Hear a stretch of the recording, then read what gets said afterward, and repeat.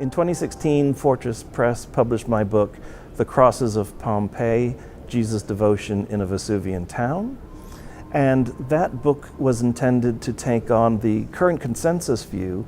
which states that there may have been Christians in Pompeii prior to the eruption of Mount Vesuvius in 79, but if there were, we don't have any evidence to prove it. And the consensus view rests on certain assumptions that were popular, especially in the early 19th century when some of these artifacts were initially dug up and discussed and considered, but considered through frames of reference that we would no longer support today. And when you feed the data through filters of contemporary assumptions, contemporary convictions, you find that the consensus view is actually quite shaky. Let me give you an example. So in 1813, an artifact was found in one of the bakeries of Pompeii, and on the wall, a symbol of some sort, it seems, looks a lot like a Christian cross. And when the archaeologist who discovered it asked around and said, doesn't this look like it's a symbol of Jesus' devotion or a symbol of Christianity? People are going, oh my goodness, it sure does, but it can't be, because assumption 1 or assumption 2 or assumption 3 kicks in at that point to explain why it can't be. One such assumption is that Christianity was always exclusive in its devotion to Christ and to the God of Israel, and therefore the fact that we find a pagan symbol on the wall opposite to this symbol suggests that it was a pagan who lived in this bakery, therefore this can't be a Christian cross.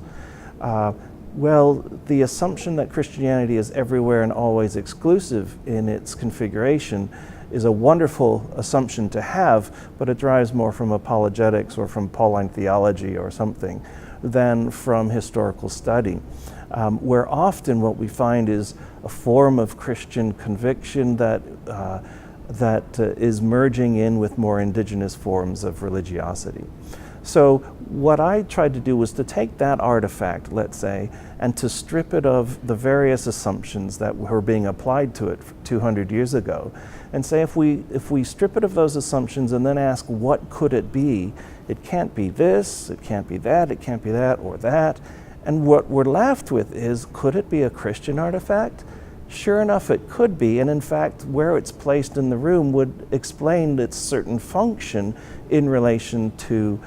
devotion in relation to Jesus. Another common assumption that is applied to these artifacts is that, again, the cross is not a symbol of Jesus' devotion prior to Constantine. And so you have these multiple layers of interpretation laid up against these artifacts, which simply need to be stripped away. And when you ask what could they be over and over, and they can't be this or that, the other, but they can be Christian, then it begins to look like actually there are Christians in Pompeii. There's actually an inscription, a graffito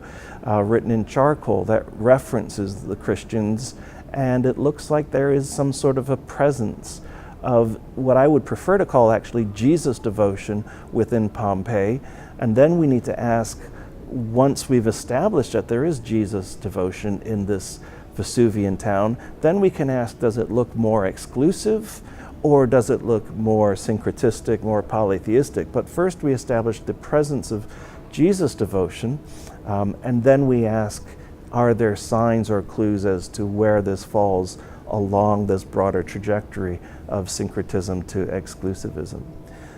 So what we find in Pompeii, I think, are nearly 24 artifacts that pertain to Jesus' devotion in that town, and most of which testify to the interest in Jesus' devotion for whatever other reasons there might be as a form of protection in a dangerous world. So the people in Pompeii who are adopting Jesus' devotion seem to be doing so because of the promise of power that comes with the gospel of life, a new life for the present and a new life beyond death.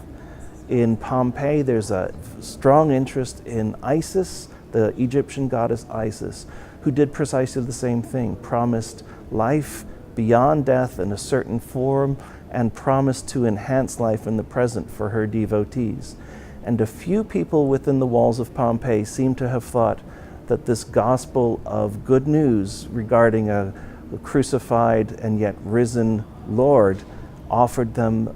a similar form of